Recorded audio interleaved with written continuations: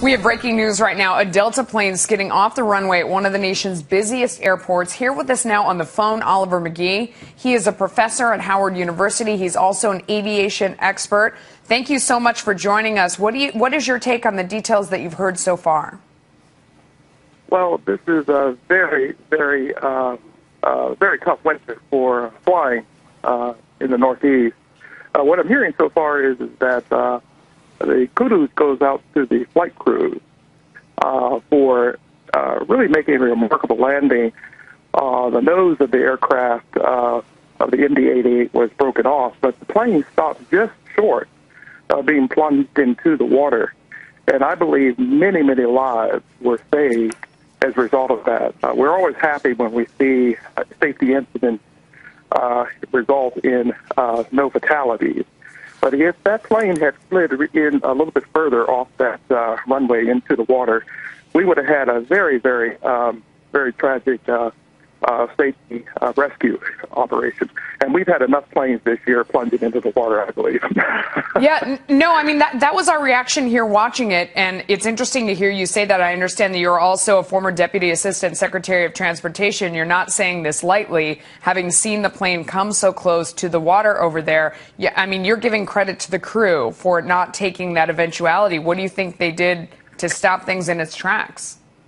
Well, I believe that they were very much in touch with air traffic control, knowing that the conditions on the ground were tricky, but they still made the judgment that they could possibly land the plane. But sometimes when you're looking at a plane landing, once it sits on the runway, it's like a big giant semi-truck that's running down the road. It's 155 miles per hour. So if the roads are slick, that you're going to have a lot of trouble braking that large aircraft. And what they did was went into rescue mode to get the plane to stop. But more importantly, I'm sure in that short runway up at LaGuardia, they were concerned about the water landing. And that would have reminded us of an incident we had years ago when we had a water landing off 14th Street Bridge in Washington, D.C., and the plane landed in the Potomac. And then we had heroic rescues taking place, and some lives were lost.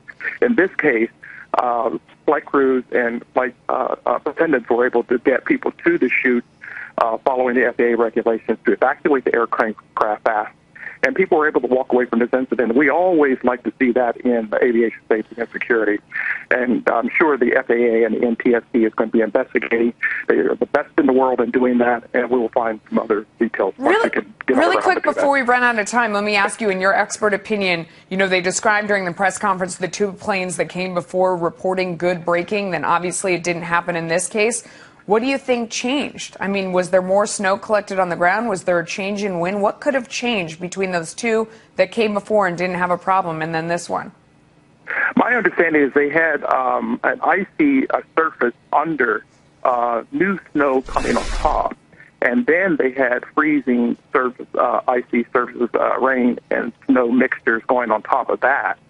So this was a very tricky runway and probably a surprise and to the crew. Once you're landing the craft, then you kind of know essentially what type of braking conditions that you have, because you're really literally trying to stop a truck that's going 150 miles per hour on the runway. Wow. And sometimes it's slippery. It's very difficult to stop those aircraft.